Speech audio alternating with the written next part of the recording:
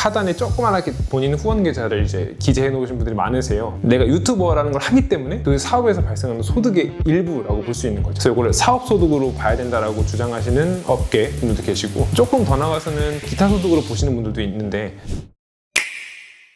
저희도 이제 유튜브를 시작했는데 네네. 이 유튜버들의 수익 창출 방법이 몇 가지가 있을까요? 저희는 아직 물론 이제 시작은 미미하지만 끝엔 창대하겠죠. 근데 이제 저희도 고객들 중에 유튜버 분들이 좀 계세요. 특히 이제 먹방이나 게임 쪽 범주가 많이 계신데, 주로 보면은 당연히 구글에서 받는 이제 광고 수익, 그리고 이제 업체들한테서 요 상품에 대해서 이렇게 찍어주세요 하는 그런 영상, 광고 수익. 세 번째는 이제 팬들이 두터우신 분들 같은 경우에는 굿즈를 만들어서 팔아요.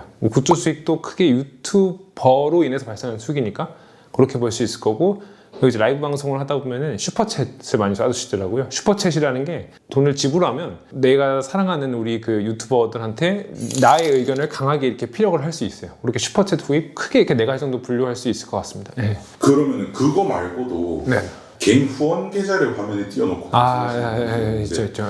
그렇게 해서 자기 계좌로 수익이 발생이 되면 이 부분은 어떻게 세금 문제라든지 이런 거는 그 부분이 저도 많이 봤는데요. 특히 이제 최근에 계엄이라는 저희 어떤 국가의 정치적인 이슈가 좀 있었는데, 특히 정치 쪽 방송하시는 분들은 이제 보면 마치 뉴스데스크 같이 이제 밑에 하단에 조그만하게 본인 후원 계좌를 이제 기재해 놓으신 분들이 많으세요. 그게 지금 현재 세무 실무 과정에서도 조금 논란의 여지가 있는데요. 첫 번째로는 어떤 금전의 성격이 상대방이 그냥 공개되는 후원금에 자기 자발적 의사로 그냥 뭔가 대가를 바라지 않고 너 뭐 밥이라도 먹어라 이러고 주시는 거잖아요.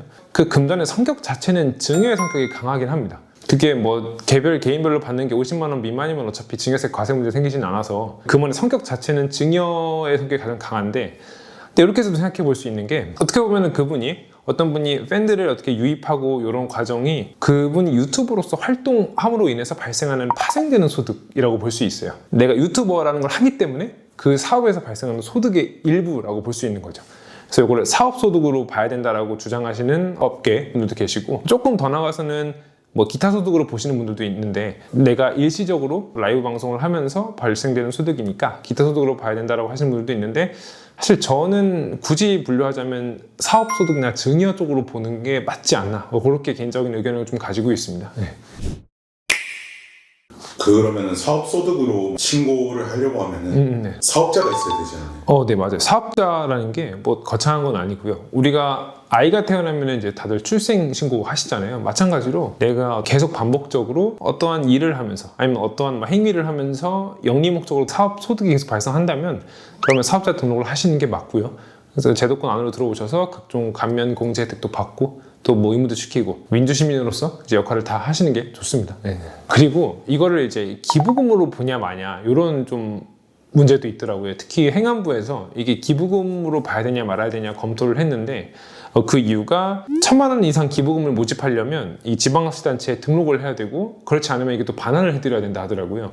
그래서 이게 과연 기부금의 성격을 가지냐라고 조금 내부적으로 논의를 하신 것 같은데, 아직 명확한 결론을 내지는 못한 것 같습니다. 사실 애매한 면들이 있죠, 분명히. 그리고 이제 조금 더 나아가서는 워낙에 애매모호하다 보니까 차규근 의원께서는 세법 개정안을 발의하셔서 지금 현재 국회에서 논의 중인 걸로 알고 있는데요.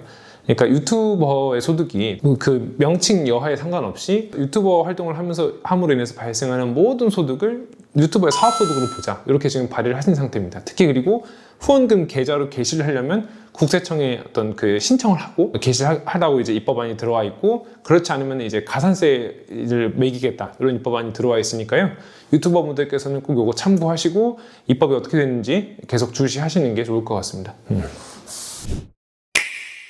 그러면은 결론적으로 사업소득으로 신고하는 게 맞는 건가요?